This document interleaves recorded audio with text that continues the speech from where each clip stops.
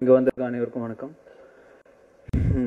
180 அவர் சொன்ன மாதிரி tunes 180 tunes போட்டிருக்காரு, அதனால தான் 180 பேர் வச்சுன்னு சொன்னார். பட் சாங்ஸ் எல்லாம் பார்க்கும்போது படத்தில் அநேகமாக 180 கிஸ்ஸஸ் இருக்குன்னு நினைக்கிறேன். ஸோ சித்தார்த் வந்து பல படங்களில் இதில் பெரிய மன்னன் எல்லாருக்குமே தெரியும்.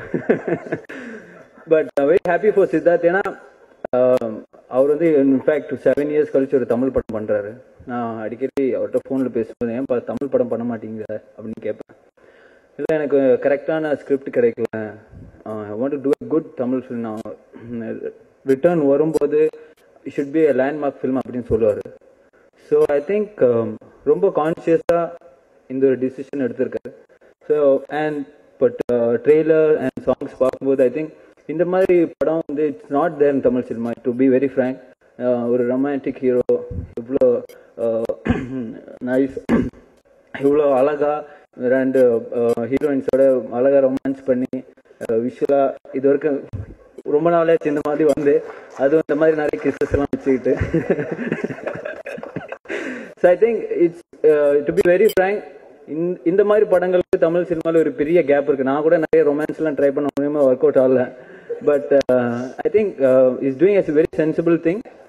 All the best Siddharth. And எல்லாருமே சொன்ன மாதிரி I heard about director Jayendran sir. Is very good technician and அவரோட ஆட்ஸ் எல்லாம் வந்து very famous ads. And producer Sathyam theatre Swaroop, it's very close friend. அவர் வந்து சென்டிமெண்டலாக இன்னைக்கு வந்த படம் ஓடாதுன்னு வரலன்னு நினைக்கிறேன். அவருக்கு கூட்டம் வரலன்னு கேட்டதுக்கு இன்னும் சென்டிமெண்டலாக எனக்கு வந்து இது ஒர்க் அவுட் ஆகுதுன்னு நினைக்கிறேன். But to be very frank, is made a right decision doing film like this. I wish him all the very best and the entire crew and cast. Thank you. வந்திருக்கும் அனைவருக்கும் அன்பார்ந்த வணக்கம். இந்த படத்தின் தயாரிப்பாளர்கள் ஸ்வரூப் ரெட்டி, கிரண் ரெட்டி மற்றும் ஸ்ரீகாந்த் அவர்களின் சார்பாக இங்கே வந்திருக்கும் அனைத்து சிறப்பு விருந்தினர்களுக்கும் மனமார்ந்த நன்றி. We would also like to thank the press persons and the media persons who have joined us today. A special thanks to our lead Siddharth, without whom this movie could not have been made. Our leading ladies, Nitya Menon and Priya Anand, whom you will see have done a great job.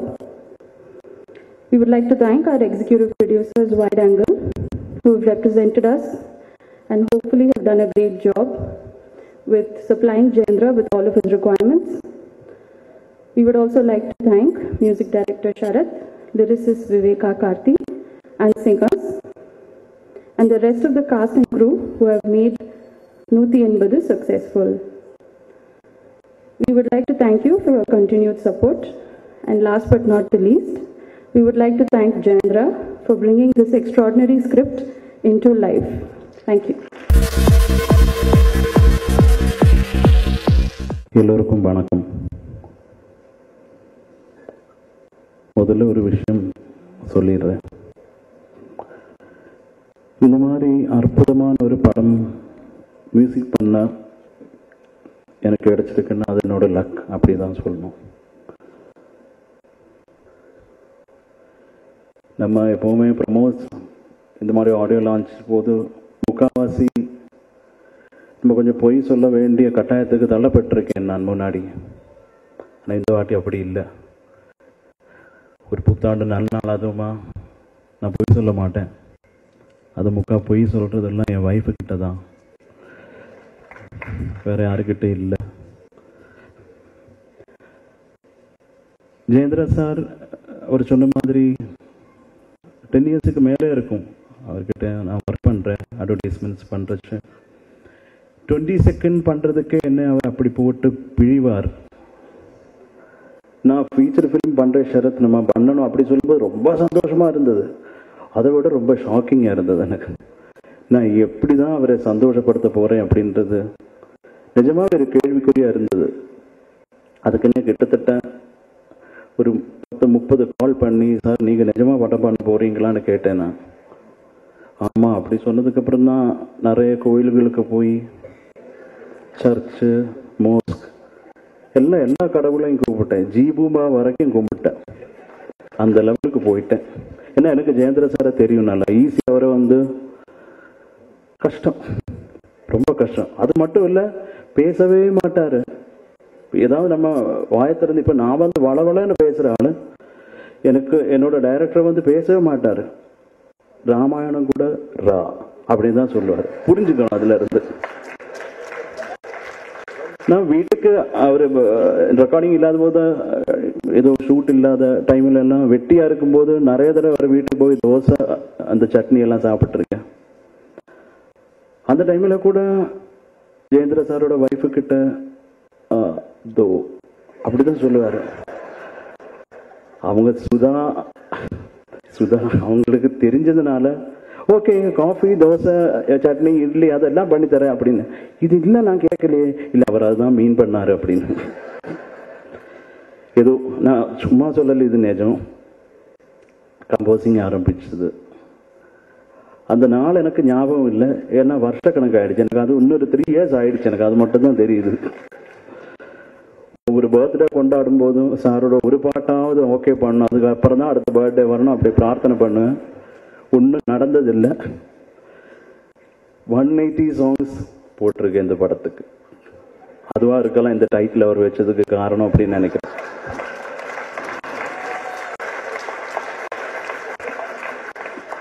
நம்ம எப்போவுமே as a composer நான் நிறைய மலையாள படம் பண்ணியாச்சு, தெலுங்கு ஒரு படம் பண்ணியிருக்கேன், ஹிந்தி 2-3 ரீரெக்கார்டிங் பண்ணியிருக்கேன் பாஷையே தெரியாம. நம்ம ஃபர்ஸ்ட் போடும்போது ஒரு நல்லா இருக்கு அப்படி சொல்லி ரொம்ப ஆசையா தான் போட்டு காட்டுவோம் எப்போவுமே. இப்போ சார் வருவார், ஸ்டுடியோக்கு வருவார். சார் நான் அந்த ஃபர்ஸ்ட் ரொம்ப ஒரு பில்டப் எல்லாம் கொடுத்து தான் நான் பாட்டு போடுவேன். இந்த சும்மா போட்டால் அது புஸ்குன்னு போயிடும். அட்லீஸ்ட் இந்த பில்டப்பாவது கொஞ்சம் இருக்கட்டுமே அப்படி சொல்லி ஓவரா பேசி சரி கேட்கலாம் அப்படின்னு சொல்லி பாட்டு போடும். நான் எல்லாம் ரொம்ப ரசிக்கும். ஏன்னா இப்போ ஓரளவு நியாயமா இருக்கும் அப்படின்ற மனசுக்குள்ள படுறதுனால தான் போட்டு காட்டுறது. காட்டுனதுக்கு அப்புறம் ஷரத் டஸ்ட்பின் எங்கே இருக்கு அப்படின்னு. எதுக்கு சார்? இந்த டியூனை போடுறதுக்கு தான் அப்படின்னு. அந்த மாதிரி என்னோட டஸ்ட்பின் கிட்டத்தட்ட 40 டஸ்ட்பின் வாங்கிட்டேன் நான் இந்த கம்போசிங் இடையில.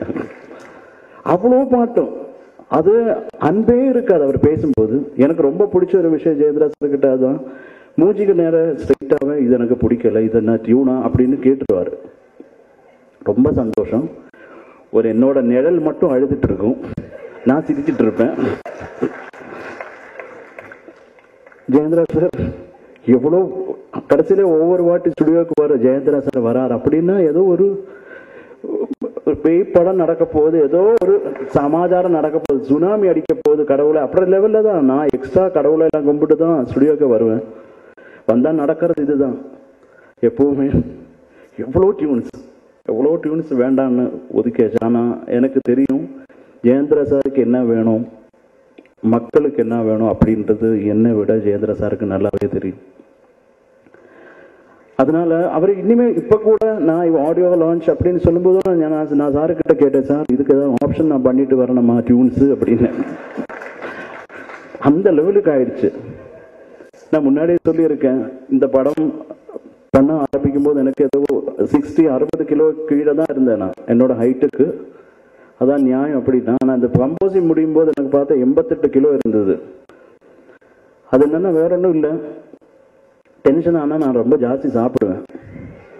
அதுதான் இதுக்கு தூக்கத்தில் என் வைஃபே நான் எழுப்பியிருக்கேன், ஜெயேந்திர சார் இந்த டியூன் ஓகேவா அப்படின்னா அவன் அலறி அடிச்சு எழுந்திருச்சு.